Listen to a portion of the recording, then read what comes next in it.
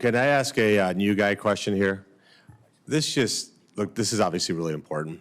And by the way, I made a decision to sell every single one of my assets before the primary. Just be clear on that. But here's my question. Is this really the right way to run a railroad? We're being thrown at us reams of paper, lots of dialogue, and then we're taking a vote. If you had a gun to my head, I could not tell you what we're about to vote for. I have no idea what we're voting for. I was a co-sponsor with Senator Hawley on the PELOSI Act. Pretty straightforward. I read that bill. I have not read the mountains of paper that's in front of me, and I think it's wholly irresponsible for us to sit here, pretty much, let's be honest, this is a publicity show, and then be asked to vote on something where we have literally no idea what we're voting on.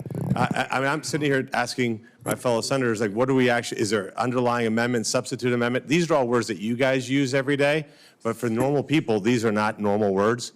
So if there's a way to actually have a conversation in which we understand, hey, here's the bill, you've read it, you understand the implications one way or the other, and then we can have an adult, intelligent conversation, we pass something. I think it is important for us to restore faith in our institutions.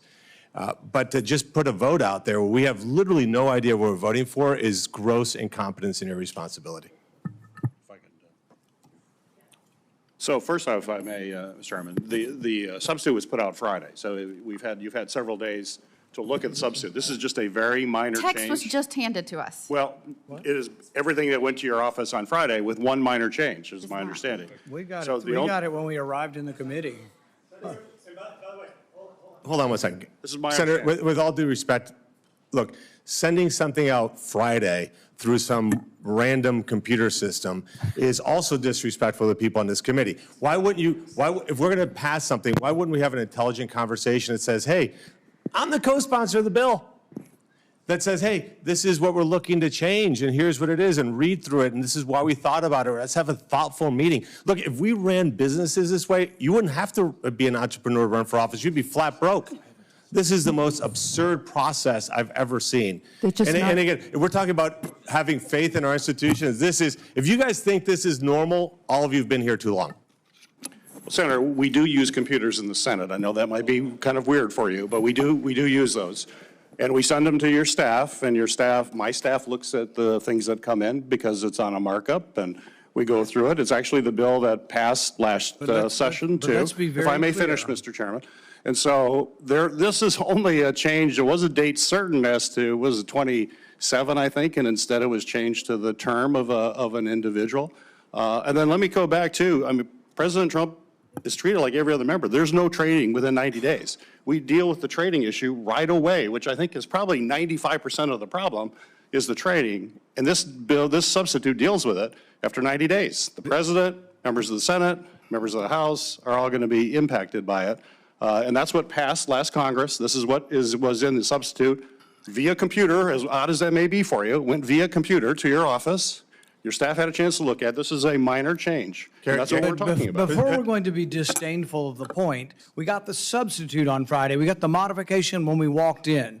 The modification is what removes Donald Trump from the bill. It's a big change. The modification vote is what we're going to have. You're right. Substitute didn't include the president. Yes, the bill will treat Congress and the president equally in the bill with the modification. Without the modification, it treats the president immediately. We will be voting to modify the substitute to not have this bill apply to Donald Trump while he's in office. That is what the vote is before us. But I sort of resent you treating our members by saying, oh, you don't know about a computer? I mean, you know better than that. He complained it came via computer, Mr. Chairman. I was just, I'm sorry. Mr. Peters, if you want to have a who knows more about technology battle, let's have that battle. So I know more about technology in my pinky than you do. Can you explain on page 4 and 5 what the changes are? Could you walk me through the changes that were made on pages 4 and 5? Because you know this bill off the top of your head. The changes with the time. So what's the changes in page 4? The change in the change that was made, my understanding is the change was just on the date. That's incorrect. All right, how about the changes on page 5? Take a look at them. So you don't know. It was delivered to you on a computer. You didn't read it over the weekend? So what were the changes on page 5? The dates are changed throughout, Senator. That's not the dates. It's not true at all. I got this from Senator Hawley's staff, who gave it to us, and that was the change that they said was the only change. Explain the changes on page 4 or page 5. So, Could I just, Mr. Chair, I just want to take a step back. Our staffs did get the substitute. They did brief, at least I got briefed on what it was, and I got briefed on the change that was handed to us this morning. But the bigger picture, it seems to me, and I just want to be clear, what this bill would do is apply to the president as well as members of Congress to prevent them from trading the stocks they currently hold within 90 days of the passage of this bill.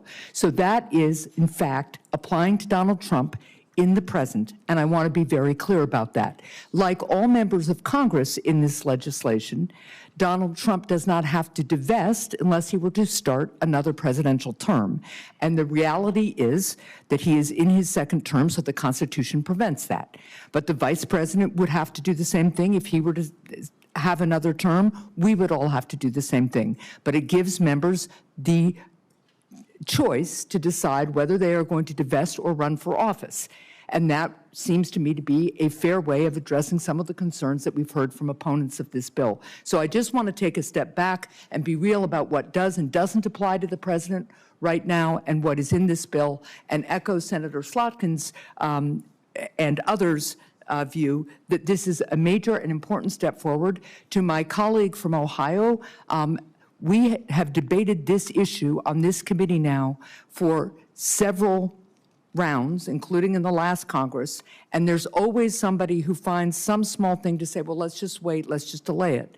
I think the work here has been really good. I think you've heard Senator Hawley agree that as it comes to the floor, if there are other changes or clarifications people want, he will work with them on that, and there is still a chance to vote against it on the floor should it get to the floor. But I just want to echo that I think this is a major step forward and an important piece of legislation to make sure that the American public knows that members of Congress and the President of the United States are not spending their time trading stocks when they are supposed to be working here full-time. Thank you. but let's be very clear about the timeline.